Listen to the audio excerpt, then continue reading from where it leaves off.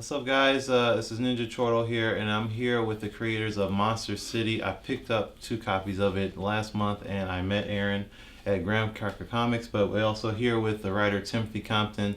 We're going to talk about this comic book, and, well, what is this about? For anyone that hasn't read it, what is this Monster City about?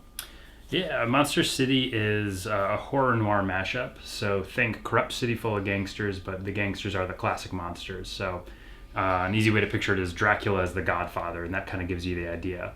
And the specific story follows a cult psychologist who is tracking down a girl who went missing. She was abducted by Dracula's mob, and he has to team up with a defected cult member to find her. So it's really the heart of it is about those two characters, their relationship. There's a believer skeptic kind of dynamic as they're navigating this world of monster mob bosses, and they kind of stumble into the middle of this monster mob war. Okay, and so what made you want this to be a monster city? There's Dracula, there's the Phantom, there's all these different monsters going. Why that whole city is this way?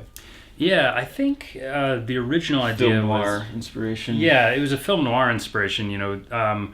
I think that dynamic has been explored in other creations, kind of the overlap between film noir and horror. But I don't know if I've seen something exactly that set it up this way as like a whole infrastructure of a mob kind of syndicate with all these different monsters at different levels. So I think really the draw though is just the overlap of those two genres and feeling like there's a strong reason that those two worlds worked so well together. Yeah, and it's just a way of like reimagining these classic characters. Like, there's always going to be new takes on Dracula, new takes on Frankenstein. There's movies out right now, but this is something that like reimagines them in a way that you might not have seen before, where it's like a crime mystery thriller, that kind of thing. So yeah, I think the when we started to imagine some of these characters in that scenario, so imagining Dracula as a Godfather figure or a mob boss or Frankenstein like that, something about it just clicked. It seemed to make a lot of sense and it seemed to be exciting, and so it seemed to give us something we wanted to explore. Okay, and as far as the main characters go, what can they expect out of the main characters? Like, who are they, and what do they do to drive the story? Sure. The main character, really the chief protagonist, would be Dr. Ian Cannon, who is a cult psychologist who works for the FBI, helps them on some of their cases. And he's very much, he's a materialist, he's very skeptical. So he's thrust into this situation, which is a mob war that has these supernatural dynamics to it. And he's very kind of hesitant about that, very wary about that. He feels like he's kind of, in a strange new world that he doesn't completely understand. And he's very much trying to sort through some personal baggage and kind of piece together some things from his past. And the other main protagonist would be Mia Harker, who was formerly abducted by Dracula's cult, and now she's run away from all that. But Dr. Canton kind of loops her back into this to enlist her help to find someone else who's a part of the cult. And so she's experienced things. She has more of a mystical worldview. She's inclined to believe some of these things. And Mia and Ian really go back and forth, kind of, pushing and pulling against each other. So I'd say that's really the heart of, the characters and kind of the struggle there. But it's, in some ways it's an ensemble cast. there's plenty of other characters, both from some of the these original horror worlds, like the Dracula novel and stuff like that, who will be kind of populating the world. And so there's going to be side stories with a lot of these people for sure. So Van Helsing is part of like the violent crimes unit of this city. Yeah, exactly. Other characters from Dracula show up like that. Yeah, like Holmwood and Seward and all that. So definitely other Dracula characters who aren't just monster characters, but we've tried to create a city that's kind of rich and filled out, and we'll meet a variety of people and spend time with them too. There will be other characters who have very important roles to play in the overall story. Now, Ian is a psychologist, right? Yeah. Mm-hmm. So how does he deal with all of these monsters? Like, he's not classically trained. He's not a police officer. He's not a fighter or former boxer or anything like that. How could he possibly? How is it fair for him to fight all these monsters and be able to solve all the mysteries? Yeah, he's definitely not a fighter per se. You know, he's not someone who has any kind of combat training or anything like that. So we try and kind of be true to that, and realize that he's a fish out of water for multiple reasons. One reason being because he's working with either the FBI or local police in this capacity where there can be some action, and that's not his thing. He's not used to having a firearm or something like that. So really, I mean, the expertise he's bringing is, his analysis of the way cults think and operate, and he's trying to understand, the situations that could have led to the abduction of different people. He's a fighter on an intellectual level. He is. He's a fighter on an intellectual level. Yeah, that's a good way to put it. So he kind of perhaps complements some of the physical nature of, say, like Homewood, I think. Other FBI or agents. Van Helsing, some of the other agents that are involved in there, are local police. Yeah. Okay, and Monster City, I've read the first 2 issues of it, but how many have been completed? The 2 we're selling now. 2 so far, working on issue 3. And then Tim, the storyline is we're looking at like a 12-issue arc. Yeah, there's the main story we're telling right now will probably end up being around 12 issues, I'm thinking. But as of right now, we got the 2 out that we're selling. Okay, and you guys are independent, so it's not Marvel, it's not DC. You guys are publishing this on your own, Right? And they can pick it up. How could anyone pick this up? Is digitally? If they want a physical copy, what do they have to do? Well, Comixology is the big thing we want to push. So if you go to Comixology.com, search for Monster City, you can find it there. You can download the first issue. If you're not already a member of Comixology, it's very easy to do. You can look at all kinds of comics on there. And then also just go to our website, monstercitycomic.com, and there'll be a link to the digital version there. And then we're also in local stores around Chicago and my hometown, DeKalb. And then Tim just went to LA, so we're in a store in LA. So we're just trying to get in as many local stores. And then conventions, we do the convention circuit. We're always at Wizard World, that's coming up in August here in Chicago. And then just check our website for other announcements. We're kind of still planning out 2016, all the conventions we're going to do, but we'll try to do quite a few of them, and also some horror conventions, comic book conventions, horror conventions. So yeah, check the website, and then Facebook, Facebook, Twitter, just what is it, Monster City /Facebook or whatever. Is that what it is? Links, of course, to everything are at our website, monstercitycomic.com. Yeah, so you can visit the website. I'll make sure I put all of those links in the description below. Also on the blog, you'll see all of the links for anything that you need to find Monster City. You'll have it right in front of you. Let's talk about the artwork, though, real quick. It is black and white. What was the reason for going in that direction? Definitely just like the different inspirations and the subject matter, because we're inspired by film noir, the old crime movies from 40s and whatnot, and then the old monster movies, Bela Lugosi, Dracula, Frankenstein, all those old ones. So it just, black and white just goes perfectly with the shadowy settings, the subject matter, and it's been kind of a challenge. I kind of grew up on color comics and superhero comics. For me, this is kind of a new challenge for me, doing this sort of a film noir inspired comic.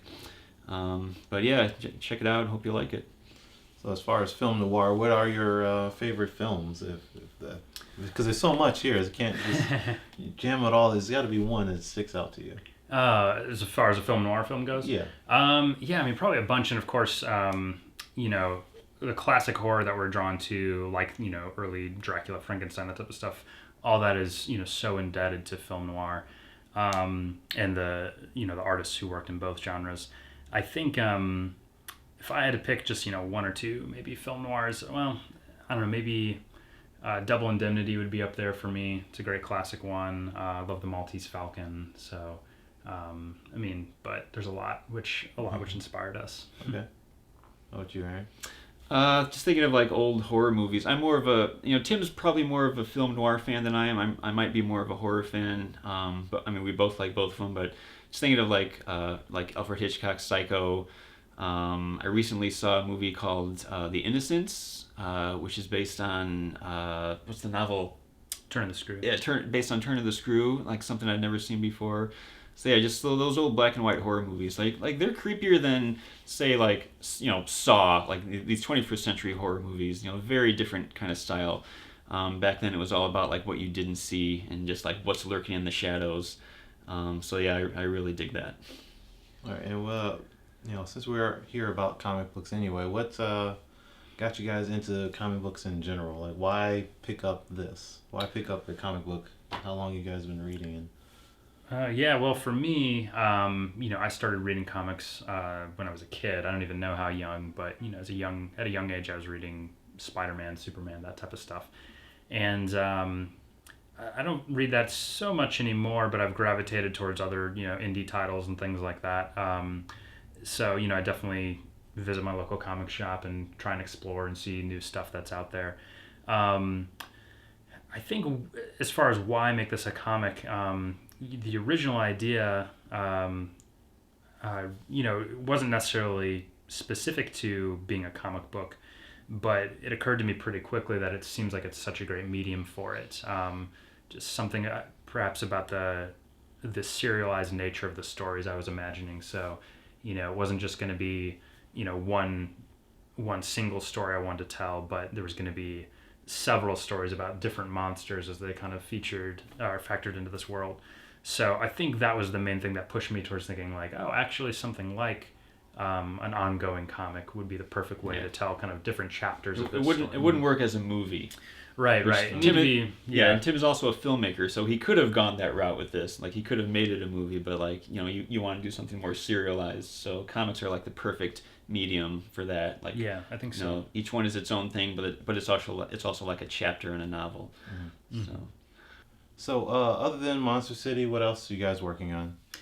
A couple things that maybe would interest people who are interested in Monster City. The first is a web series that I co-wrote and directed recently and has been playing in web festivals around the world. But it's online so people can check it out. It's an adaptation of The Invisible Man, H.G. Wells' Invisible Man, but set in modern America. Okay. And so it's a 5-part series. We shot it in Colorado, Florida, North Carolina. So it's basically just a modern adaptation of H.G. Wells' story, but it's online at our website. If people are at monstercitycomic.com, they can find links to it there. And the other big thing for me would be I have another comic that is in the works, should be hitting the conventions with it in a few months probably, and it's called Ice Zombies. And it's about a girl who's trying to run away from something in her past, who heads to Alaska. And unfortunately for her, she happens to pick a cabin where she meets some zombies. So I'll leave it at that, but that's the basic premise. And so first issue should be out in a few months. Okay, that sounds cool. Anything going for you, Aaron? Nope, just working on Monster City. I also have a full-time job, so it's as it is, I'm just kind of squeezing in art when I can. But yeah, just working on Monster City, and then just personal stuff, just drawing whatever I feel like, kind of thing. So what are you drawing? Just little doodles here and there? Well, I mean, I have other comic ideas that I may or may not ever get to, but yeah, some like fantasy-based stuff and science fiction stuff. So. Yeah, but I mean, I guess I could plug my personal art blog is aaronnicholsonart.blogspot.com. So I have a few things on there if you want to check it out. Okay, I'll leave that link down here in the description as well. Thanks. All right, so that wraps this one up. Make sure you go to monstercitycomic.com. Again, the links are in the description below. I'm also going to post a link to blurty.com just in case you're not watching this on the website.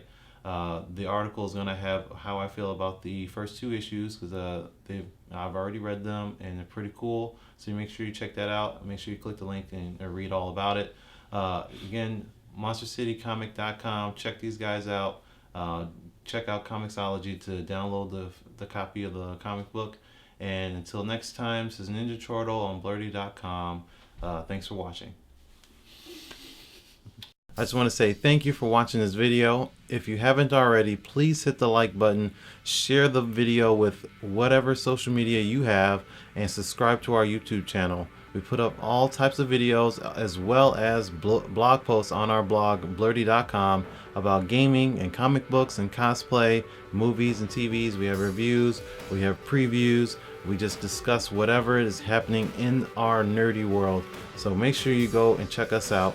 We're on Facebook, we're on Twitter, we're on Twitch, so you can watch us play games.